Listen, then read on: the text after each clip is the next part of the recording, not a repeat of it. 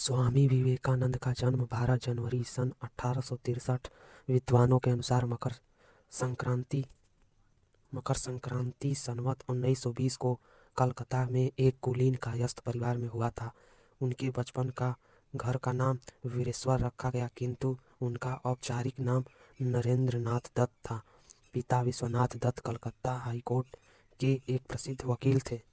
दुर्गाचरण दत्ता नरेंद्र के दादा संस्कृत और फारसी के विद्वान थे। उन्होंने अपने परिवार को 25 वर्ष की आयु में छोड़ दिया और एक साधु बन गए। उनकी माता भुवनेश्वरी देवी धार्मिक विचारों की महिला थी। उनका अधिकांश समय भगवान शिव की पूजा अर्चना में व्यतीत होता था।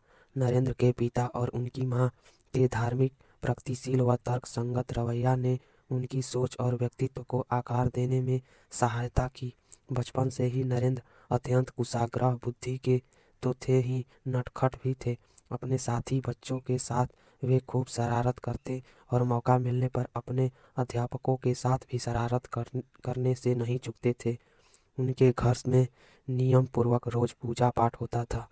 धार्मिक प्रवृत्ति की होने के कारण माता भुवनेश्वरी देवी को पुराण, रामायण, महाभारत आदि की कथा सुनने का बहुत शौक था। कथावाचक बराबर इनके घर आते रहते थे। नियमित रूप से भजन कीर्तन भी होता रहता था। परिवार के धार्मिक एवं आध्यात्मिक वातावरण के प्रभाव से बालक नरेंद्र के मन में बचपन से ही धर्म एवं अध्यात्म के संस्कार गहरे होते गए।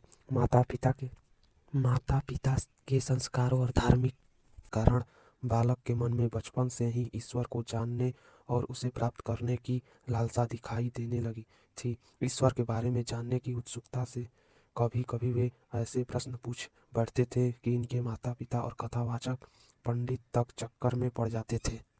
सन 1871 में 8 साल की उम्र में नरेंद्र नाथ ने ईश्वर चंद्र विद्यासागर के मेट्रोपोलिटन संस्थान में दाखिला लिए, जहां वे स्कूल गए। 1877 में उनका परिवार रायपुर चला गया। 1879 में कलकत्ता में अपने परिवार की वापसी के बाद वह एकमात्र छात्र थे जिन्होंने प्रेसिडेंसी कॉलेज प्रवेश परीक्षा में प्रथम डिवीजन अंक प्राप्त किए।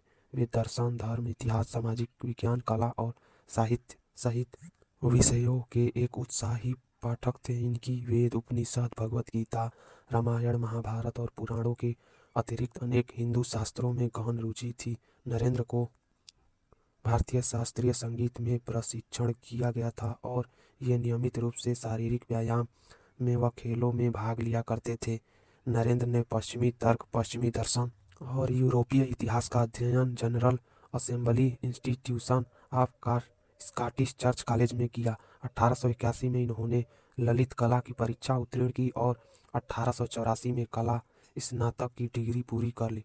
नरेंद्र ने David Hume, Immanuel Kant, Johann Gottlieb Fichte, Baruch Spinoza, George W.H. हेलेज, Arthur Schopenhauer, Auguste Comte, John Stuart Mill और चार्ल्स डार्विन के कामों का अध्ययन किया। उन्होंने स्पेंसर की किताब एजुकेशन 1860 का बंगाली में